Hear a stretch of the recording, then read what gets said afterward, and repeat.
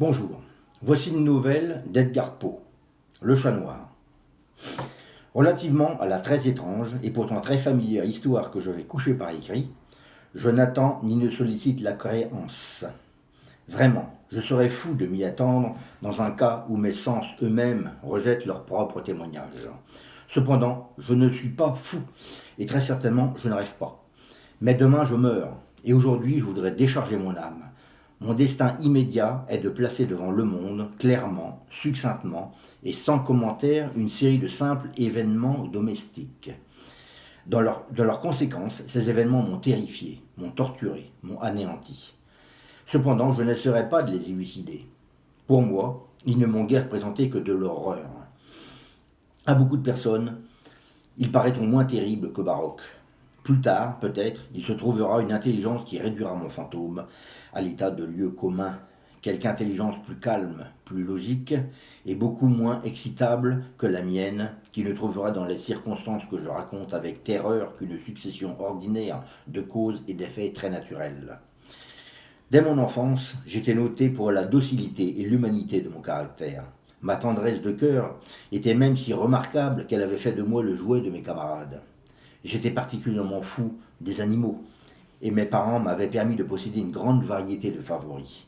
Je passais presque tout mon temps avec eux, et je n'étais jamais si heureux que quand je les nourrissais, je les caressais. Cette particularité de mon caractère s'accrut avec ma croissance, et quand je devins homme, j'en fis une de mes principales sources de plaisir.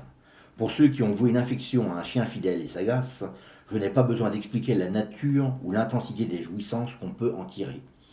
Il y a dans l'amour désintéressé d'une bête, dans ce sacrifice d'elle-même, quelque chose qui va directement au cœur de celui qui a eu fréquemment l'occasion de vérifier la chétive amitié et la fidélité de gaz de l'homme naturel. Je me mariai de bonne heure, et je fus heureux de trouver dans ma femme une disposition sympathique à la mienne. Observant mon goût pour ces favoris domestiques, elle ne perdit aucune occasion de me procurer ceux de l'espèce la plus agréable. Nous eûmes des oiseaux, un poisson doré, un beau chien, des lapins, un petit singe et un chat. Ce dernier était un animal remarquablement fort et beau, entièrement noir et d'une sagacité merveilleuse. En parlant de son intelligence, ma femme, qui au fond n'était pas peu pénétrée de superstitions, faisait de fréquentes allusions à l'ancienne croyance populaire qui regardait tous les chats noirs comme des sorcières déguisées. Ce n'est pas qu'elle fût toujours sérieuse sur ce point. Et si je mentionne la chose, c'est simplement parce que cela me revient, en ce moment même, à la mémoire. Pluton, c'était le nom du chat, était mon préféré, mon camarade. Moi seul, je le nourrissais. Il me suivait dans la maison partout où j'allais. Ce n'était même pas sans peine que je parvenais à l'empêcher de me suivre dans les rues. Notre amitié subsista ainsi plusieurs années, durant lesquelles l'ensemble de mon caractère et de mon tempérament, par l'opération du démon intempérance, je rougis de le confesser, subit une altération radicalement mauvaise. Je devins de jour en jour plus morne, plus irritable, plus insoucieux des sentiments des autres. Je me permis d'employer un langage brutal à l'égard de ma femme. À la longue, je lui infligeais même des violences personnelles. Mes pauvres favoris, naturellement, durent ressentir le changement de mon caractère. Non seulement je les négligeais, mais je les maltraitais. Quant à Pluton, toutefois, j'avais encore pour lui une considération suffisante qui m'empêchait de le malmener, tandis que je n'éprouvais aucun scrupule à maltraiter des lapins, le singe et même le chien, quand par hasard ou par amitié, ils se jetaient dans mon chemin. Mais mon mal m'envahissait de plus en plus, car quel mal est comparable à l'alcool?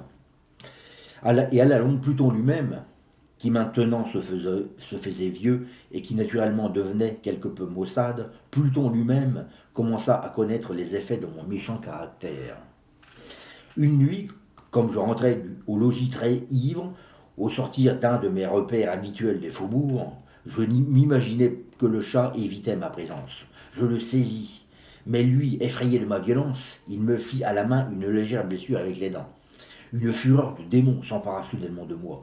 Je ne me connus plus.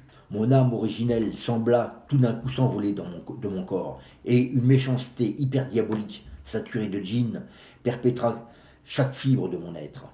Je tirai de la poche de mon gilet un canif. Je l'ouvris, je saisis la pauvre bête par la gorge, et délibérément je fis sauter un de ses yeux de son orbite. Je rougis, je brûle, je frissonne en écrivant cette damnable atrocité. Quand la raison me revint avec le matin, quand j'eus cuvé les vapeurs de ma débauche nocturne, j'éprouvai un sentiment moitié d'horreur, moitié de remords pour le crime dont je m'étais rendu coupable. Mais c'était tout au plus un faible et équivoque sentiment, et l'âme n'en subit pas les atteintes. Je me replongeais dans les excès, et bientôt je noyais dans le vin tout le souvenir de mon action. Cependant le chat guérit lentement. L'orbite de l'œil perdu présentait, il est vrai, un aspect effrayant. Mais il n'en parut plus souffrir désormais. Il allait et venait dans la maison selon son habitude, mais comme je devais m'y attendre, il fuyait avec une extrême terreur à mon approche. Il me restait assez de mon ancien cœur pour me sentir d'abord affligé de cette évidente antipathie de la part d'une créature qui jadis m'avait tant aimé. Mais ce sentiment fit bientôt place à l'irritation, et alors apparut, comme pour ma chute finale et irrévocable, l'esprit de perversité. De cet esprit, la philosophie ne tient aucun compte. Cependant, aussi sûr que mon âme existe, je crois que la perversité est une des primitives impulsions du cœur humain, une des indivisibles premières facultés ou sentiments qui donnent la direction au caractère de l'homme. Qui ne s'est pas surpris 100 fois commettant une action sotte ou vile, par la seule raison qu'il savait devoir ne pas la commettre? N'avons-nous pas une perpétuelle inclinaison, malgré l'excellence de notre jugement, à violer ce qui est la loi, simplement parce que nous comprenons que c'est la loi? Cet esprit de perversité, dis-je, vint causer ma déroute finale. C'est ce désir ardent, insondable de l'âme, de se torturer elle-même, de violenter sa propre nature, de faire le mal pour l'amour du mal seul, qui me poussait à continuer et finalement à consommer le supplice que j'avais infligé à la bête inoffensive. Un matin, de sang-froid, je glissai un nœud coulant autour de son cou et je le pendis à la branche d'un arbre. Je le pendis avec des larmes plein les yeux, avec le plus amer remords dans le cœur. Je le pendis parce que je savais qu'il m'avait aimé et parce que je sentais qu'il ne m'avait donné aucun sujet de colère. Je le pendis parce que je savais qu'en faisant ainsi je commettais un péché mortel qui compromettait mon âme immortelle, au point de la placer, si une telle chose était possible, même au-delà de la miséricorde infinie du Dieu très miséricordieux et très terrible. Dans la nuit qui suivit, le jour où fut commise cette action cruelle, je fus tiré de mon sommeil par le cri. Au feu! Les rideaux de mon lit étaient en flammes. Toute la maison flambait. Ce ne fut pas sans une grande difficulté que nous échappâmes à l'incendie, ma femme, un domestique et moi. La destruction fut complète. Toute ma fortune fut engloutie, et je m'abandonnai dès lors au désespoir.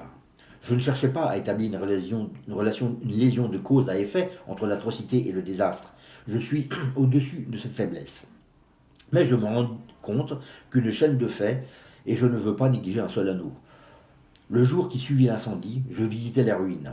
Les murailles étaient tombées, une seule exceptée, et cette seule exception se trouva être une cloison intérieure, peu épaisse, située à peu près au milieu de la maison, et contre laquelle s'appuyait le chevet de mon lit. La maçonnerie avait ici, en grande partie, résisté à l'action du feu, fait que j'attribuais à ce qu'elle avait été récemment remise à neuf. Autour de ce mur, une foule épaisse était rassemblée et plusieurs personnes paraissaient en examiner une portion particulière avec une minutieuse et vive attention. Les mots étranges, singuliers et autres expressions semblables excitèrent ma curiosité. Je m'approchai et je vis, semblable à un bas-relief sculpté sur la surface blanche, la figure d'un gigantesque chat. L'image était rendue avec une exactitude vraiment merveilleuse. Il y avait une corde autour du cou de l'animal. Tout d'abord, en voyant cette apparition, car je ne pouvais guère considérer cela que comme une apparition, mon étonnement et ma terreur furent extrêmes. Mais enfin, la réflexion vint à mon aide. Le chat, je m'en souvenais, avait été pendu dans un jardin adjacent à la maison. Au cri d'alarme, ce jardin avait été immédiatement envahi par la foule et l'animal avait dû être détaché de là par quelqu'un et jeté dans ma chambre à travers une fenêtre ouverte. Cela avait été fait, sans doute, dans le but de m'arracher au sommeil. La chute des autres murailles avait comprimé la victime de ma cruauté dans la substance du plâtre fraîchement étendu. La chaux de ce mur, combinée avec les flammes et l'ammoniaque du cadavre, avait ainsi opéré l'image telle que je la voyais. Quoique je satisfisse ainsi lestement ma maison, sinon tout à fait ma conscience, relativement aux faits surprenants que je viens de raconter, il n'en fit pas moins sur mon imagination une impression profonde. Pendant plusieurs mois, je ne pus me débarrasser du fantôme du chat. Et durant cette période, un demi-sentiment revint dans mon âme, qui paraissait être, mais qui n'était pas, le remords. J'allais jusqu'à déplorer la perte de l'animal et à chercher autour de moi dans les bouges méprisables que maintenant je fréquentais habituellement un autre favori de la même espèce et d'une figure à peu près semblable pour le suppléer. Une nuit, comme j'étais assis à moitié stupéfié dans un repère plus qu'infâme, mon attention fut soudainement attirée par un objet noir reposant sur le haut d'un des immenses tonneaux de gin ou de rhum qui composaient le principal ameublement de la salle. Depuis quelques minutes, je regardais fixement le haut de ce tonneau. Et ce qui me surprenait maintenant, c'était de n'avoir pas encore aperçu l'objet situé dessus. Je m'en approchai, et je le touchai avec ma main. C'était un chat noir, un très gros chat, au moins aussi gros que Pluton. Lui ressemblant absolument, excepté en un point. Pluton n'avait pas un poil blanc sur tout le corps, celui-ci portait une éclaboussure large et blanche, mais d'une forme indécise qui couvrait presque toute la région de la poitrine. À peine l'eus-je touché qu'il se leva subitement, ronronna fortement, se frotta contre ma main et parut enchanté de mon attention. C'était donc là la vraie créature dont j'étais en quête. J'offris tout de suite au propriétaire de le lui acheter, mais cet homme ne le revendiqua pas, ne le connaissait pas, ne l'avait jamais vu auparavant. Je continuai mes caresses et quand je me préparais à retourner chez moi, l'animal se montra disposé à m'accompagner. Je lui permis de le faire, me baissant de temps en temps et le caressant en marchant. Quand il fut arrivé à la maison, il s'y trouva comme chez lui et devint tout de suite le grand ami de ma femme. Pour ma part, je sentis bientôt s'élever en moi une antipathie contre lui. C'était justement le contraire de ce que j'avais espéré. Mais je ne sais ni comment, ni pourquoi cela eut lieu. Son évidente tendresse, pour moi, me dégoûtait presque et me fatiguait. Par de lents degrés, ces sentiments de dégoût et d'ennui s'élevèrent jusqu'à l'amertume de la haine. J'évitais la créature. Une certaine sensation de honte et de souvenir de mon premier acte de cruauté m'empêchèrent de la maîtriser. Pendant quelques semaines, je m'abstins de battre le chat. J'en vins à le considérer avec une indicible horreur, et à fuir silencieusement son odieuse présence comme le souffle d'une peste. Ce qui ajouta sans doute à ma haine contre l'animal fut la découverte que je fis le matin, après l'avoir amené à la maison, que comme Pluton, lui aussi avait été privé d'un de ses yeux.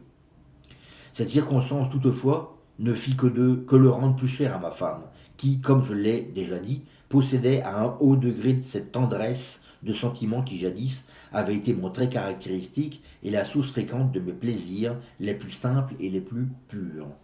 Néanmoins, l'affection du chat pour moi paraissait s'accroître en raison de mon aversion contre lui. Il suivait mes pas avec une opiniâtreté qu'il serait difficile de faire comprendre au lecteur. Chaque fois que je m'asseyais, il se blottissait sous ma chaise, ou il sautait sur mes genoux, me couvrant de ses affectueuses caresses. Et si je me levais pour marcher, il se fourrait dans mes jambes et me jetait presque par terre, ou bien, enfonçant ses griffes longues et aiguës dans mes habits, grimpait de cette manière jusqu'à ma poitrine. Dans ces moments-là, quoique je désirasse le tuer d'un bon coup, j'en étais empêché, en partie par le souvenir de mon premier crime, mais principalement, je dois le confesser tout de suite, par une véritable terreur de la bête. Cette terreur n'était pas positivement le terreur d'un mal physique, et cependant je serais fort en peine de la décrire autrement. Je suis presque honteux d'avouer, oui même, dans cette cellule de malfaiteurs, je suis presque honteux d'avouer que la terreur et l'horreur que m'inspirait l'animal avaient été accrues par une des plus parfaites chimères qu'il fût possible de concevoir.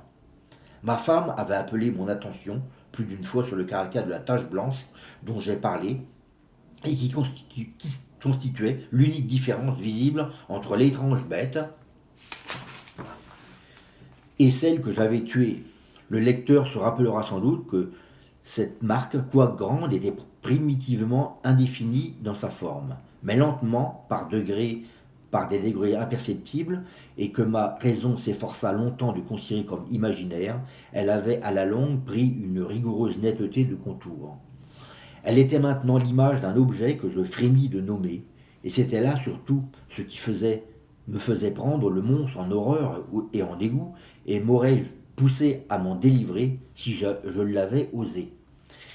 C'était maintenant, dis-je, l'image d'une hideuse, d'une sinistre chose, l'image du gibet.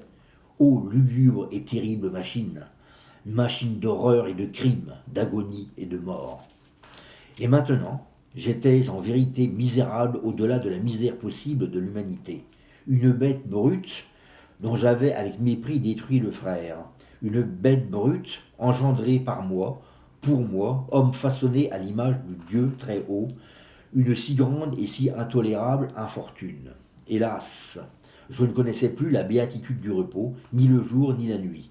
Durant le jour, la créature ne me laissait pas seul un moment, et pendant la nuit, à chaque instant, quand je sortais de mes rêves pleins d'une intraduisible angoisse, c'était pour sentir la tiède haleine de la chose sur mon visage et son immense poids, incarnation d'un cauchemar, que j'étais impuissant à ressecouer, éternellement posé sur mon cœur. Sous la pression de pareils tourments, le peu de bon qui restait en moi succomba. De mauvaises pensées devinrent mes seules intimes, les plus sombres et les plus mauvaises de toutes les pensées. La tristesse de mon humeur habituelle s'accrut jusqu'à la haine de toute chose et de toute humanité. Cependant, ma femme, qui ne se plaignait jamais, hélas, était mon souffre-douleur ordinaire, la plus patiente victime des soudaines, fréquentes et indomptables éruptions d'une furie à laquelle je m'abandonnais dès lors aveuglément. Un jour, elle m'accompagna pour quelques besognes domestiques dans la cave du vieux bâtiment où notre pauvreté nous contraignait d'habiter. Le chat me suivit sur les marches roides de l'escalier, et m'ayant presque culbuté la tête la première, m'exaspéra jusqu'à la folie. Levant une hache, et oubliant dans ma rage la peur puérile qui jusque-là avait retenu ma main, j'adressai à l'animal un coup qui eût été mortel s'il avait porté comme je le voulais, mais ce coup fut arrêté par la main de ma femme. Cette intervention m'aiguillonna jusqu'à une rage plus que démoniaque. Je débarrassai mon bras de son étreinte et lui enfonçai ma hache dans le crâne. Elle tomba morte sur la place, sans pousser un gémissement. Cet horrible meurtre accompli, je me mis immédiatement et très délibérément en mesure de cacher le corps. Je compris que je ne pouvais pas le faire disparaître de la maison, soit de jour, soit de nuit, sans courir le danger d'être observé par les voisins. Plusieurs projets traversèrent mon esprit.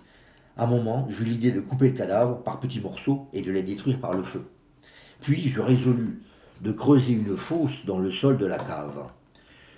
Puis je pensais à le jeter dans le puits de la cour, puis à l'emballer dans une caisse, comme marchandise, avec les formes usitées, et à charger un commissionnaire de le porter hors de la maison.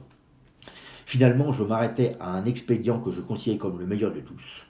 Je me déterminai à le murer dans la cave, comme les moines du Moyen-Âge muraient, dit-on, leurs victimes. La cave était fort bien disposée pour un pareil dessein. Les murs étaient construits négligemment et avaient été récemment enduits dans toute leur étendue d'un gros plâtre que l'humidité de l'atmosphère avait empêché de durcir.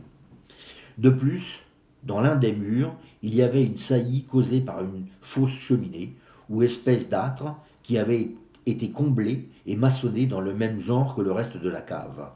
Je ne doutais pas qu'il ne me fût facile de déplacer les briques à cet endroit, d'y introduire le corps et de murer le tout de la même manière, de sorte qu'aucun œil n'y put rien découvrir de suspect. Et je ne fus pas déçu dans mon calcul. À l'aide d'une pince, je délogeai très aisément les briques, et ayant soigneusement appliqué le corps contre le mur intérieur, je le soutins dans cette position jusqu'à ce que j'eusse rétabli, sans trop de peine, toute la maçonnerie dans son état primitif. M'étant procuré du mortier, du sable et du poêle avec toutes les précautions imaginables, je préparai un crépi qui ne pouvait pas être distingué de l'ancien, et j'en recouvris très soigneusement le nouveau briquetage. Quand j'eus fini, je vis avec satisfaction que tout était pour le mieux.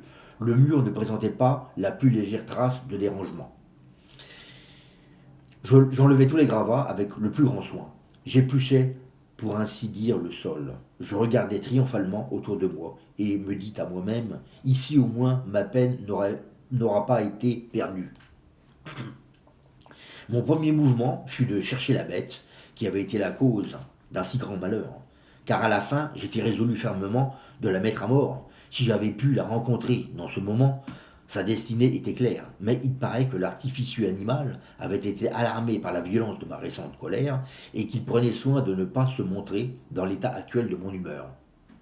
Il est impossible de décrire ou d'imaginer la profonde, la béate sensation de soulagement que l'absence de la détestable créature détermina dans mon cœur. Elle ne se présenta pas de toute la nuit. Et ainsi ce fut la première bonne nuit, depuis son introduction dans la maison, que je dormis solidement et tranquillement. Oui, je dormis avec le poids de ce meurtre sur l'âme. Le second et le troisième jour s'écoulèrent, et cependant mon bourreau ne vint pas.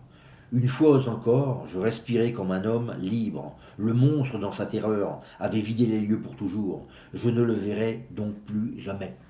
Mon bonheur était suprême. La criminalité de ma ténébreuse action ne m'inquiétait que fort peu.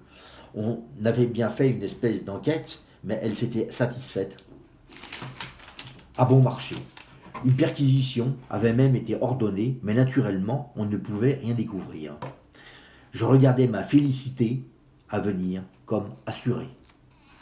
Le quatrième jour depuis l'assassinat, une troupe d'agents de police vint très inopinément à la maison et procéda de nouveau à une rigoureuse investigation des lieux. Confiant néanmoins dans l'impénétrabilité de la cachette, je n'éprouvais aucun embarras. Les officiers me firent les accompagner dans leurs recherches.